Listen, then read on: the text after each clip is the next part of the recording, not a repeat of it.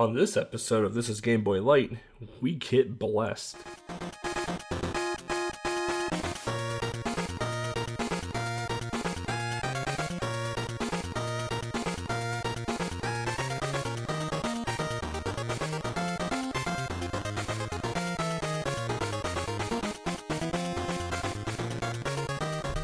Hello everyone, I am Belthic Gaming, and today we are going to be talking about our Lord and Savior, that is Wisdom Tree. But before we dive into that too terribly much, I'll give you a small update of what I've been up to. I took a bit of a small break from retro gaming, mainly because of side projects that we had going on. The Game Boy database thing pretty burnt me out. Scanning everything really burnt me out. I kind of just want to get away from retro stuff for the time being.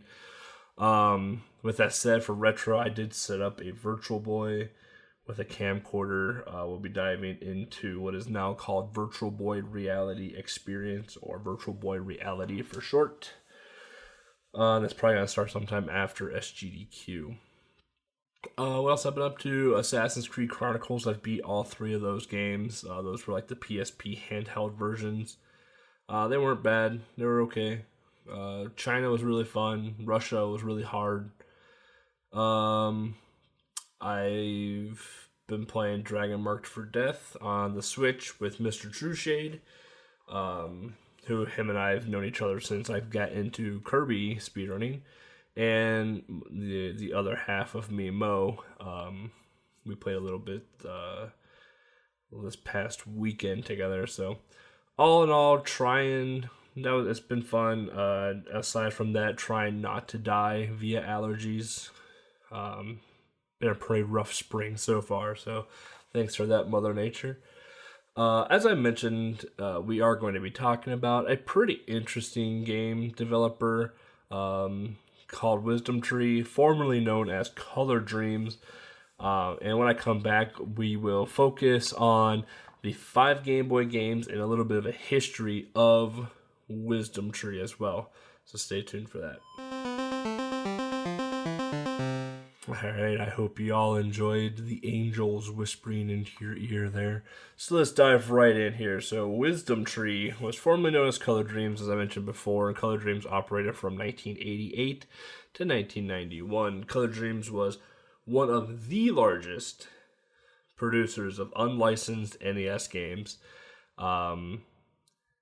But Nintendo knew about this, found out about this, and made it very difficult for Color Dreams to sell their product in retail stores. Basically what happened is that Nintendo is just like, hey, if you sell these unlicensed Color Dream games, we're not going to give you games to sell that are actual licensed. Which means retail stores would lose on some major money at that point, because games, were $50 a pop at that time, right? So no surprise there. Nintendo trying to protect assets. Nintendo trying to make sure that everything is in their control, so to speak. But you've probably heard of some of these Color Dream games, like Menace Beach, Baby Boomer, Crystal Mines, Master Chu, The Drunkard Who, and honestly, the list goes on. There's Crystal Mines 2. There's so many Color Dream games out there. You've probably heard of Sunday Funday, which was developed and published by Wisdom Tree then, but is literally a reskin of Menace Beach. So definitely a lot of old, recycled content going on there. So in 1990, Color Dreams decided to embark on a blessed journey and produce games with a biblical theme. The marketing team saw an opportunity where they could create revenue mostly through Christian bookstores. So since Nintendo was really holding the wall, holding the line, like, hey, you can't sell, you're not going to be able to sell in these retail stores. Like, you're not going to see them in Walmart, Kmart, EB Games, whatever, hot video game retailer was out there at the time, Sears. So Color Dreams was like, okay, fine. Nintendo isn't selling video games in the Christian market because there's no way in hell that a Christian bookstore is going to sell the Terminator on their shelves. So Color Dreams decided to rename themselves to Wisdom Tree and developed video games or reskin some of their previous games to a biblical theme and go into the Christian market where Nintendo just really couldn't contend to at all. So what Wisdom Tree did is that they made this huge, like 3-foot display for Bible adventures and gave it to Christian bookstores. And they also sent VHSs with Bible adventure gameplay as well. And this is how Wisdom Tree would continue to basically stay in business throughout the 90s. Impressive, honestly. It's actually pretty clever. Nintendo never sought legal action against Wisdom Tree, probably because of public relations fear in that it would get backlash from religious groups or parents. So Nintendo played it pretty smart, even though Nintendo wasn't very happy with what was going on. But very clever move on the side of Color Dreams / Wisdom Tree. Understanding that there's a niche market that Nintendo just can't get into, and they want to keep doing the thing that they like doing, so there we go. They were basically doing God's work, and the greatest thing about Wisdom Tree now is that they are still around. Wisdom Tree is still around today. They may not be making new video games.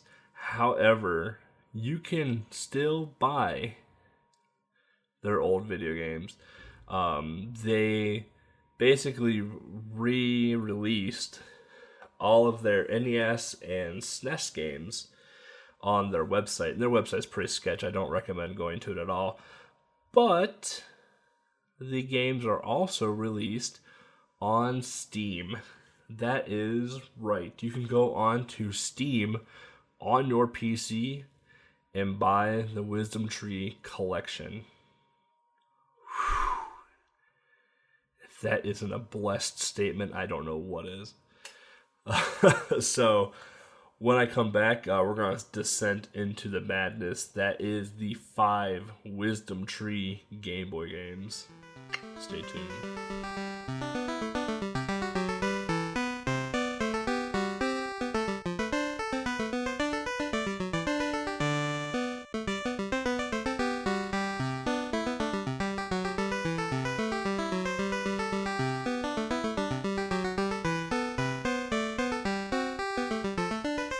Welcome back, everybody. I hope those trumpets weren't too loud. We had to make sure the angels above could hear us.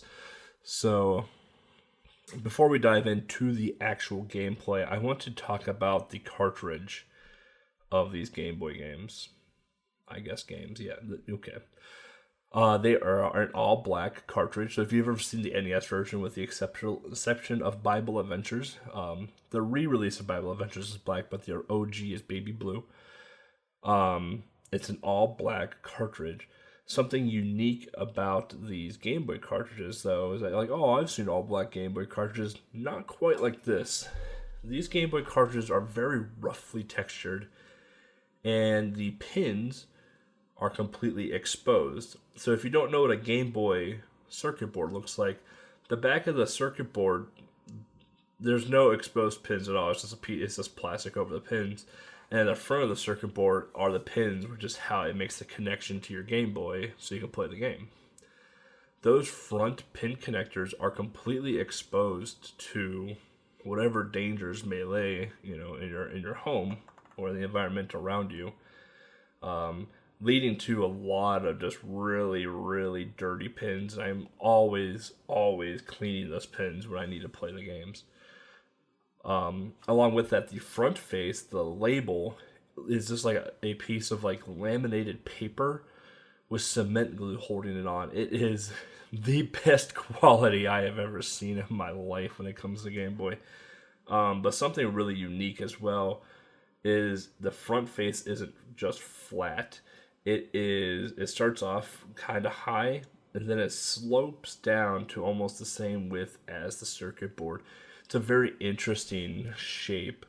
It actually makes it quite difficult to get it in and out of a Game Boy or a Super Game Boy 2. So with that said, let's dive into the magic that is Wisdom Tree Video Games. We'll start out, we will be going in release order, just so you guys can just feel the majesty coming into you. So we're going to start with Exodus, which came out in 1991.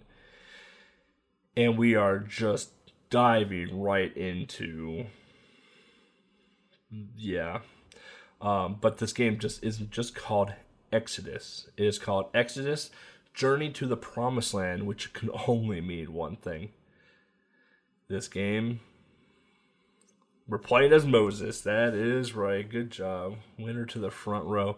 If you've never played Exodus, I would recommend just go play Boulder Dash. It is pretty much the exact same game. In Exodus, you control Moses, and you must collect 5 question marks and have enough mana to finish the stage.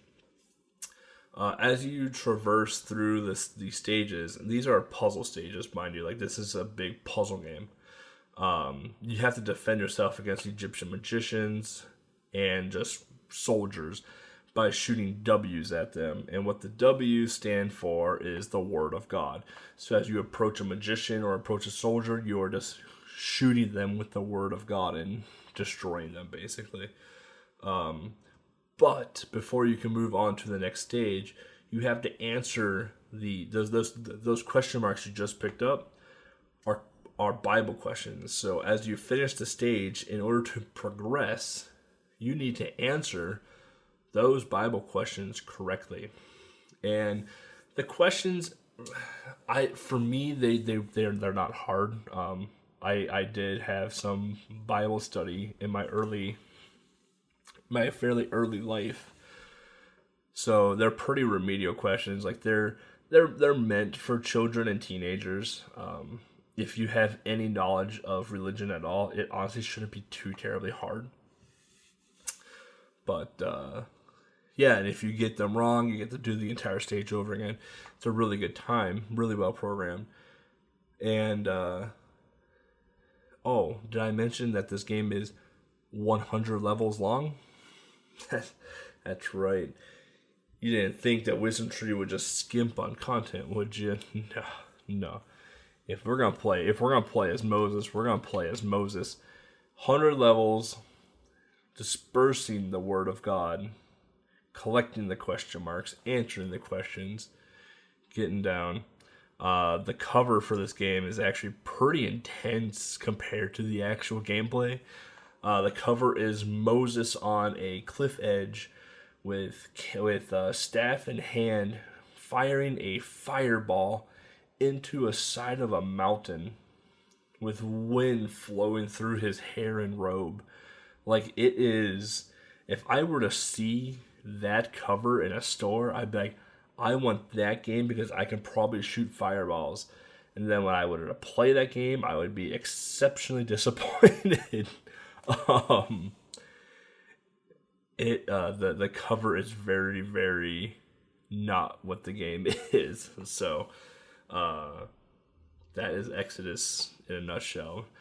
Moving forward now, we go into yet another puzzle game called Joshua, which came out in 1992. And this game is somehow worse than Exodus. The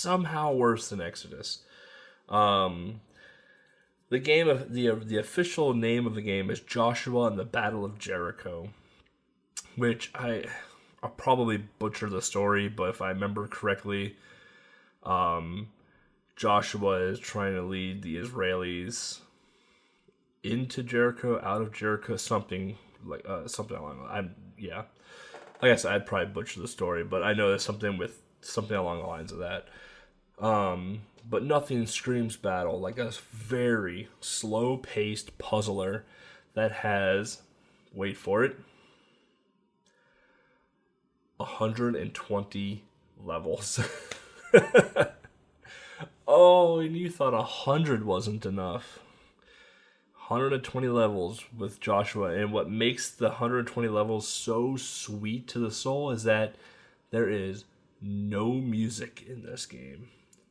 You play all 120 levels in complete silence, only listening to the bleeps and the bloops of whenever you collect an item.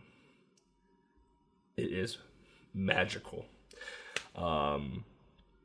So the goal of this game, I believe, is to collect all of these items that look like faces. That's, I can't really describe anything else. Like, these are like blue rectangles that have like a face on them, and you just collect them. They're hidden throughout the stages, whether it be behind under a rock or in a vase or somewhere in a stage. You have to collect them all, and along with that, you have to collect a certain amount of money to progress to the stage as well too. So not only do you have to collect all of the faces, you have to collect enough money to progress to the stage as well. Upon completing the stage, you are presented with, you guessed it, some Bible questions. Again, nothing would make a Bible game without some Bible questions. Again, these questions are not too terribly hard. It's a lot of Old Testament, like, so for Exodus and Joshua are Old Testaments, for those that don't know Bible all too well. So just make sure you know at least some Old Testament stories if you do plan to play Joshua. As for hurdles in this game, the game is actually not. The controls are pretty fluid. However, Joshua shoots music notes out of his hand, so I'm assuming all the music, he just absorbed all the music into his hand and just shoots it out of his hand to kill enemies. You are presented with, I believe, they're soldiers who, if they touch you, you die and you start the entire level over again. You also have to worry about environmental damage as well. So as you collect items, if that item is up against a rock, and you decide to go down, that rock will shift and start falling down. And if it falls on top of you, it kills you. You get to start the level over again. There's a lot of environmental dangers to be aware of in Joshua. Along with that, your sanity will probably kill you as well too, because it is one of the most boring games I have ever played in my life. The lack of music, the super generic sound effects when collecting items, the sprites themselves are just not aesthetically appealing at all. Just everything about the game just is not good. So my advice, if you wanted to play Joshua, grab a second Game Boy and dive into putting the NIV or King James Bible into there to be able to search for words, and we'll get into those in a minute. The cover for this is actually pretty awful. For the Game Boy version, it is basically just a poorly drawn comic that I could probably do with my eyes closed. It's nothing spectacular by any means. The colors are super washed out and blended together. Just nothing looks good at all. Like, it's just bad. I did scan a manual for this game, and there's some pretty comic figures in the manual as well too. But again, you can tell that this was a pretty low effort project from Wisdom Tree just to probably get out a few bucks.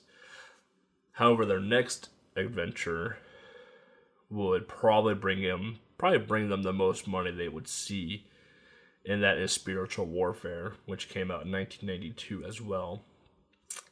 This is the closest thing that resembles a game when it comes to Wisdom Tree Game Boy. It definitely did not knock off anything from Legend of Zelda by any means. The main character you play, its name is Christian. Fitting. Um, uh, you play as Christian who travels the world, and you have to convert non-believers. Interesting. And you find new weapons to push forward and fight Satan's demons. And at the end of the game, you will actually fight Satan himself. As you traverse the land, you're going to come across the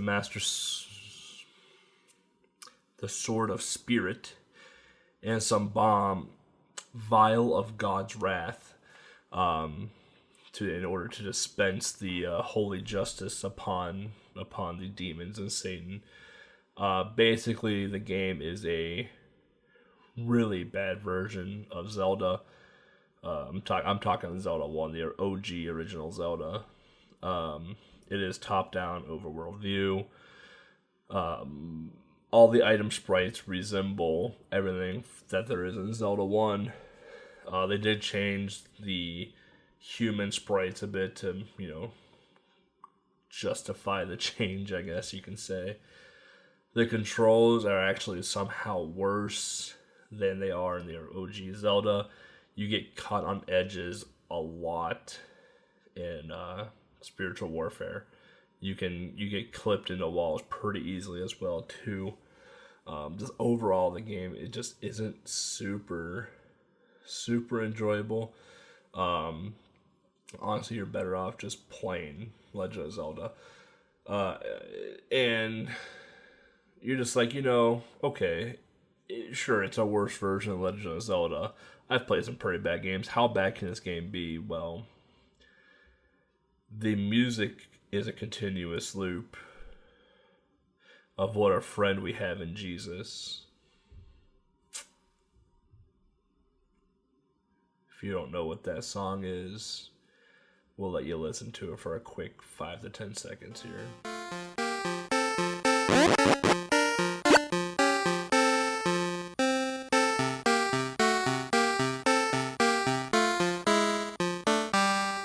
Yeah. Also on the cover, the Christian isn't wearing pants. He has like this silver suit of armor, but the armor stops at his crotch, and he's pantless. He honestly looks like a giant crusader from like the Roman times without pants. It's kind of a weird cover. And if you haven't guessed it yet, there are Bible questions in this game as well too. That's right. There are Bible questions in this game as well too. One fun part about this is that when you convert a non-believer, they turn into a dove, and you collect the dove. And I believe the dove is your currency that you spend. So the more people you can convert, the more converting currency you have to buy the holy justice dispensing weapons in the game. So we move on to King James Bible. Now, this King James Bible came out in 1994, and it has games, I guess. So it's a Game Boy cartridge that is version 1 of King James's Bible, published in 1994, and it's exactly what you think it is. It's a Bible on a Game Boy cartridge, now on your Game Boy. So basically, the Game Boy is your first ever e-reader. So we basically have the Nintendo Game Boy Kindle, so to speak. And the card is very basic. There are 2 options that you choose from. Well, technically 3, but one of them is instructions, and you don't need instructions to read the Bible. So you have 2 options. And you're just like, what? 2 options? Why the heck are there 2 options?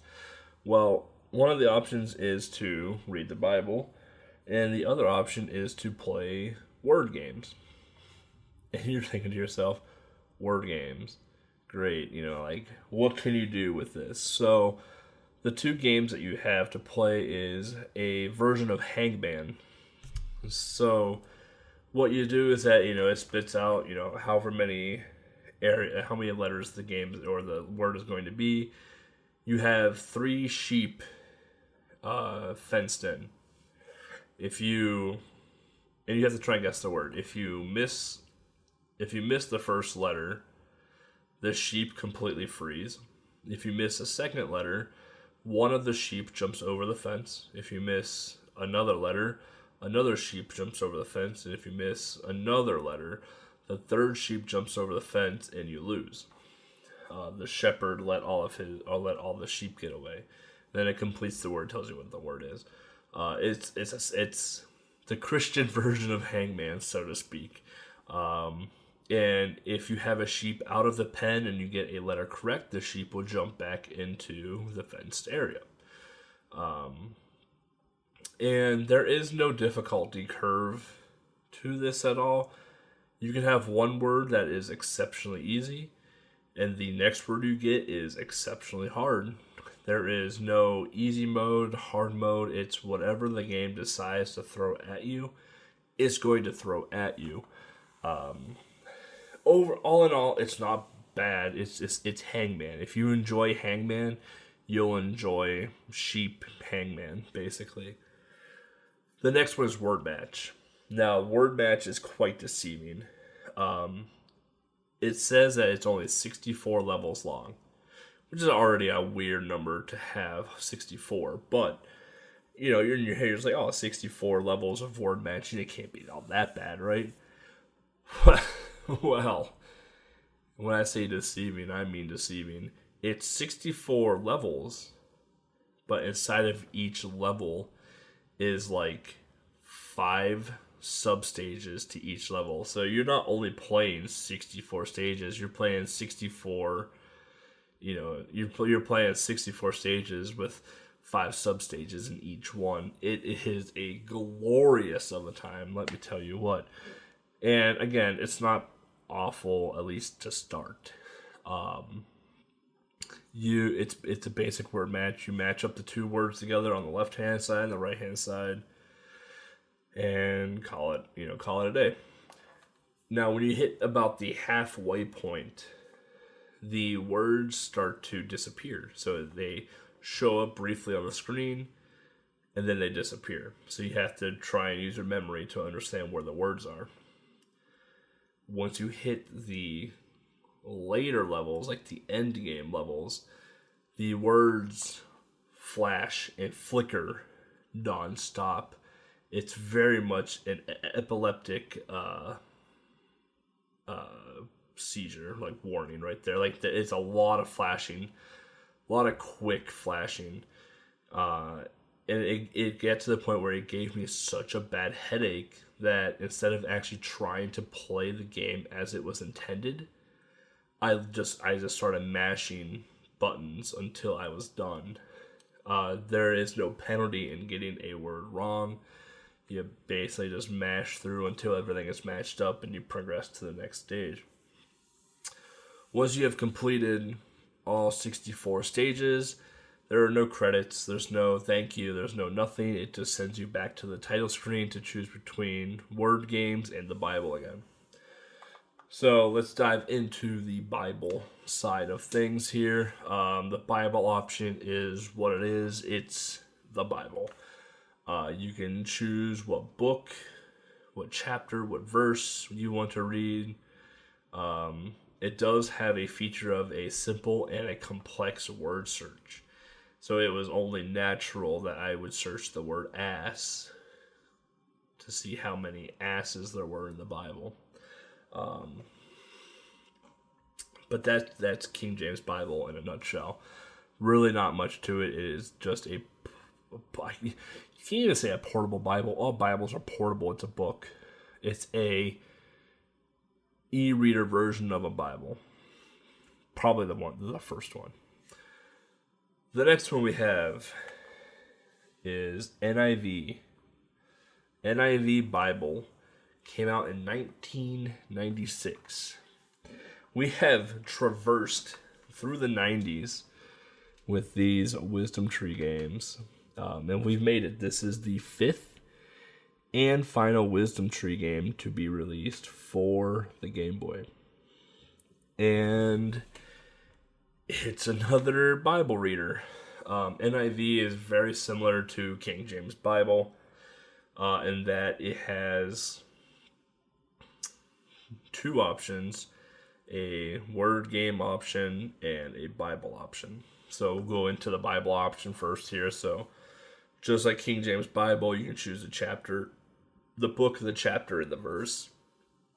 And you can do a simple and complex word search. So again, I searched the word ass. The next option is your word games again. So again, you have Sheep Hangman. It is the exact same game as it was in King James Bible. Probably the exact same words. It is literally a 1-to-1 the same game. And then we also have a word matching game, which again has 64 stages, plus all the and the 5 sub stages in each of the 64 stages. Now I never dove into the word or the word match game of NIV too much because I know what lied ahead. It seemed like it played 100% the same as King James Bible, where everything appears to be normal for the first few stages, then they disappear, then they start to flicker, then it causes a seizure, and then you just don't want to live anymore because of it.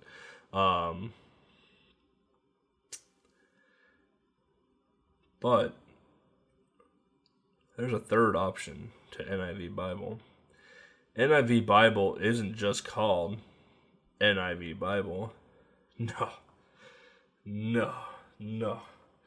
It is called NIV Bible in the 20 Lost Levels of Joshua. Why does Joshua need 20 more levels? If you don't remember already from a little bit ago, Joshua is 120 levels long. 120 non-music level long. NIV has introduced 20 more levels to Joshua. Apparently Joshua didn't finish the mission back when he was battling in Jericho, and we had to finish it, 4 years later. And it's nothing special. It is literally just 20 more levels of Joshua. It still has no music. It still has the same crappy sound effects and the same crappy sprites as before. Literally nothing special at all. I guess we should talk about some of the other two covers. Spiritual Warfare cover, as I mentioned, it looks like Crusader Without Pants. King James Bible is someone took a picture of an open Bible and wrote King James Bible over the front of it.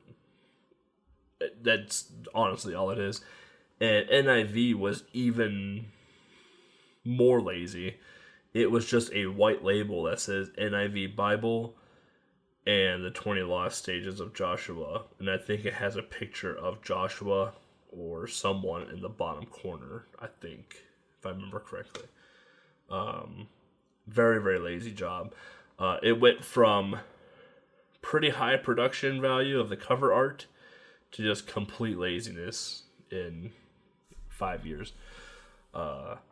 So yeah, when I come back, I'm going to give you all my first-hand experience with these games. Yeah, I own them and I play them. So definitely stay tuned.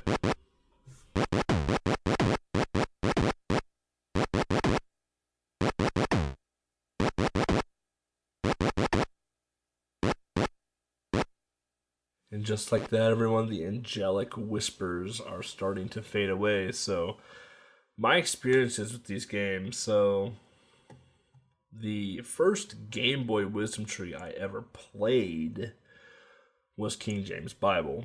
I played it for Game Boy Adventure back in 2016, I think it was. It was one of my first games for Game Boy Adventure. There'll be a link down in the description below. I tried to play the game on emulator, and you can't emulate the Wisdom Tree games. There is something with the ROM, I don't know if it's like mappers or what, but none of the Game Boy emulators will actually emulate the Wisdom Tree games, at least not properly. So I'm like, well, that didn't work, so I found a cart for fairly cheap, cleaned it up and tossed it in and got it working. And the first thing I obviously did was went into the Bible read option and searched the word ass. And there are a lot of asses in the Bible, by the way. For those of you that don't know, ass is donkey, basically. So, or a really dumb person. So, obviously, that's the first thing I'm going to do with King James Bible. But afterwards, I went and played Hangman Sheep game and Word Match. On the emulator, you could get the Hangman Sheep game to work, but it would never properly spit out a word. It would always be a bunch of symbols, which you'll see in the video if you watch. And the Word Match just straight up didn't work at all. So that's why I needed to get things rolling and figure out a way to, make this work. Yeah, I don't know, the Sheep Hangman game, like I said, it's really basic, super random.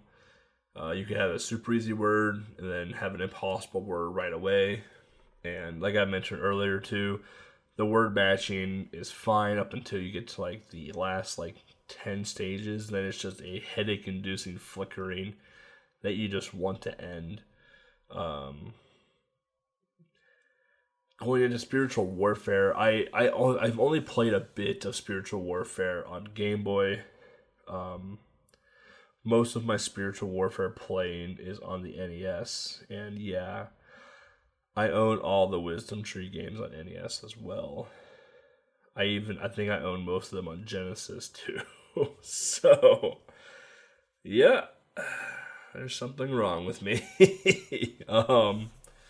But the two are very comparable. It's pretty much a one-to-one port of one another. The only difference is one has color, one doesn't, basically.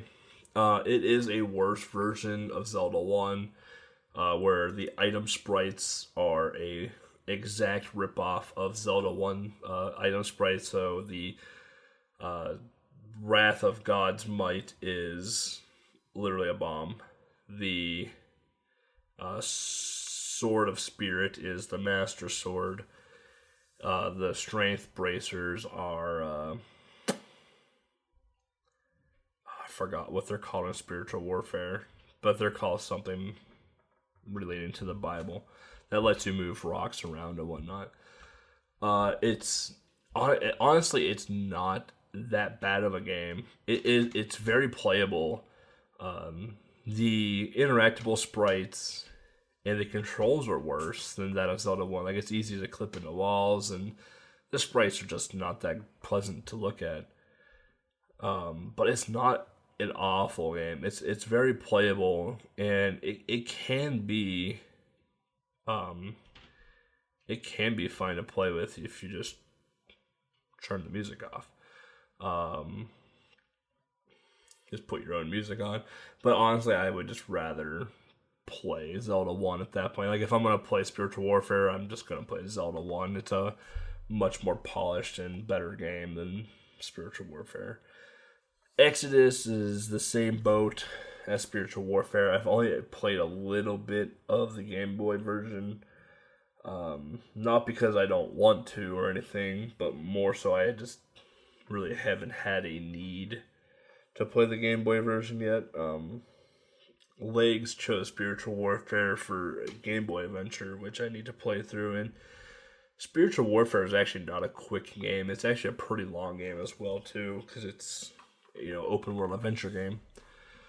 But Exodus, like the NES version, the Game Boy version is just like it. It's another 1-to-1 port. I don't know if the puzzles are the exact same, but the gameplay is the exact same. Traverse through, get your question marks, get your mana, find the exit, get out. Really nothing too exciting. Those types of games, I can play for a little bit, but I get so bored with those types of puzzle games. Because it's the same thing, stage in and stage out. It's just collect this, go to the end. Collect this, go to the end. It's just really boring, so I get bored really fast with those types of games. Joshua, however... I wish I could say that I had never played more than an hour of on both NES and Game Boy. But Joshua was the first Wisdom Tree game that I ever owned for Game Boy and NES. Destiny. I've played it to level 40, and after 40 stages, I legit still had no idea what the point of the game was. I just played it and played it and played it, and I'm just like, I don't know how I'm winning or anything of the sort at all. So it's an experience. The game is exceptionally boring, though. Like I said, the game doesn't have any music. It has really generic sound effects. And the game can be actually super unfair because of environmental damage. And because it's so boring, like, you're prone to just dying because out of just pure boredom. So, in NIV, the last of the 5, this was the last of the 5 that I got. It is stupidly expensive. How NIV is, it typically goes for $200 to $300. I didn't poke around too much in my copy of NIV. Again, I popped it in, went into a word search in the Bible, searched ass, and that was really about all I did. But now that I've mentioned the price of NIV, the Wisdom Tree games do come at a fairly hefty price tag. The only exception is Joshua. Joshua is dirt cheap. I don't know why. It's dirt cheap. It's dirt cheap across all 3 platforms: Genesis, NES, and Game Boy. I can't tell you why it's dirt cheap, but I picked up my copy of Joshua with manual for $5. So there's that. But I got all 5 in a lot 2 or 3 years ago. I got all 5 in a lot for about $200, which may sound like a lot for 5 Game Boy games, but keep in mind that King James Bible, the price fluctuates anywhere between $50 to $200, depending on the market. NIV is anywhere between $200 to $300. Spiritual Warfare is around $50. Exodus is around $30. Joshua is dirt cheap. I think now it's at around $10 or $15. So, it was definitely worth it at the time. And I had duplicates at that point too. Like, I mainly bought the lot for NIV and Spiritual Warfare. So I had 3 dupes. I flipped and made all my money back pretty quick. So, that's honestly the fun part about collecting games, is getting the dupes and then flipping them if you can. So yeah, like I said, like they come with a fairly hefty price tag. There's definitely more expensive Game Boy games out there, and definitely rare and more expensive unlicensed games in general out there. Like, I'm talking like Cheetah Men and stuff like that. So, yeah. With that, let's dive into some viewer questions. You all were actually oddly excited for this episode, and I don't know why. So we'll start with Mo. So the other half of the podcast decided to chime in and ask, he more so stated, I was going to ask where did the name Wisdom Tree come from, and halfway through coming up with the question, I wanted to slap myself. Yeah, that's fair. I couldn't tell you where Wisdom Tree, the name Wisdom Tree itself, came from. I'm going to assume that Color Dreams just kind of pulled it out of the air and was like, hey, Wisdom, Tree of Life. Yeah, Wisdom Tree, cool. I don't know, just spitballing reasons out there at this point. But yeah, that's how Wisdom Tree became to be. Like, they were once Color Dreams. If they wanted to stay in business and keep selling Nintendo games, they basically had to change their name. So they changed it to Wisdom Tree, converted to Bible Games. Here we are. Legs, our producer SprintingLegs. Why is it that Sachin, the unlicensed Game Boy games from Asia, and Wisdom Tree seem to be the only two bootleg Game Boy devs? I want to call them bootleg. They're unlicensed. I would say I would change bootleg to unlicensed, simply because these aren't really bootlegs per se. They are games created by publishers that Nintendo didn't deem worthy enough for the Nintendo seal of approval licensing, however ignored it and decided to keep selling their video games. The bootleggers just never tried because they knew that Nintendo would get mad, Nintendo would sue them, and they wouldn't make any money. So, and the bootlegs were generally cheaper. And the other question was from Legs is just no one else had the know-how to get around Nintendo. So I don't think it was so much getting the workaround with Nintendo. It was probably more so the effort and the money that had to be put into Game Boy development just wasn't worth it. So if you remember earlier in the episode, I mentioned how Nintendo basically put up this big wall for retailers that said, hey, if you carry these unlicensed games, we are not going to give you officially licensed Nintendo games to sell anymore, which means your business is going to lose money because video games is a big thing right now. So obviously that scared retailers, and retailers was pushing away unlicensed games, or if they were still taking them, it was a little bit under the table. Just so they can keep making that profit off of the games that they were getting from Nintendo or whomever Nintendo was using as publishers at that time. Which meant that they would have to find different avenues to sell said product. Like Color Dreams changed their name to Wisdom Tree, went into a Bible niche, and sold their stuff through Christian outlets. So Christian bookstores, whatever else.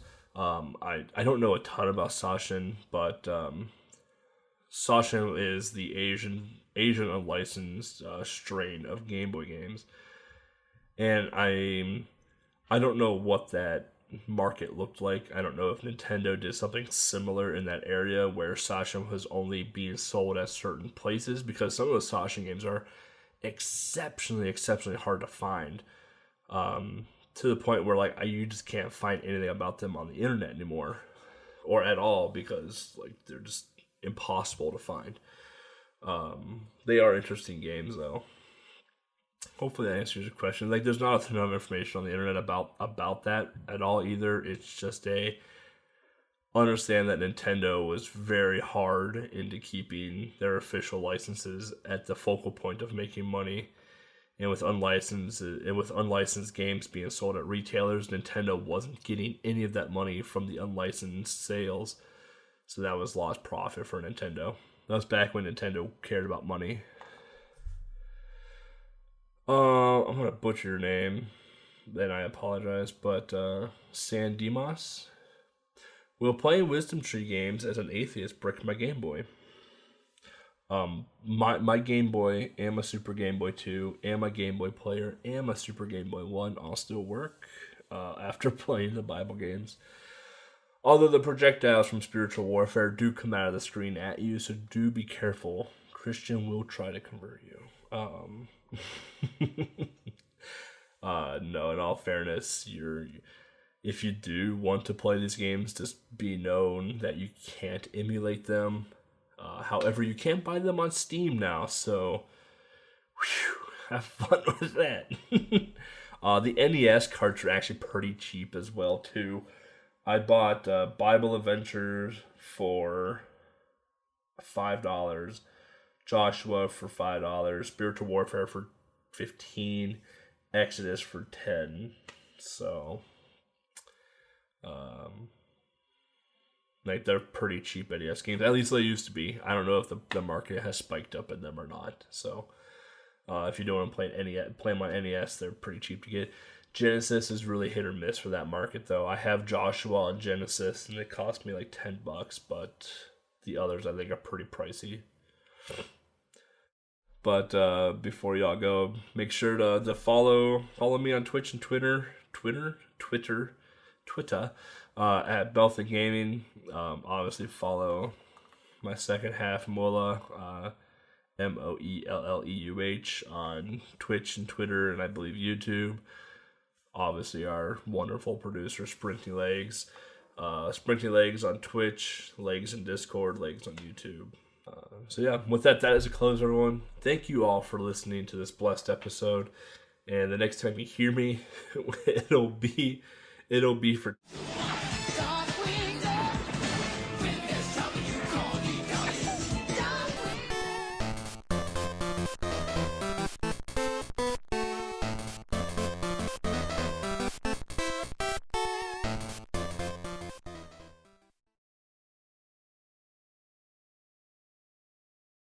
I have no idea what songs to play for this. Half the games don't even have music.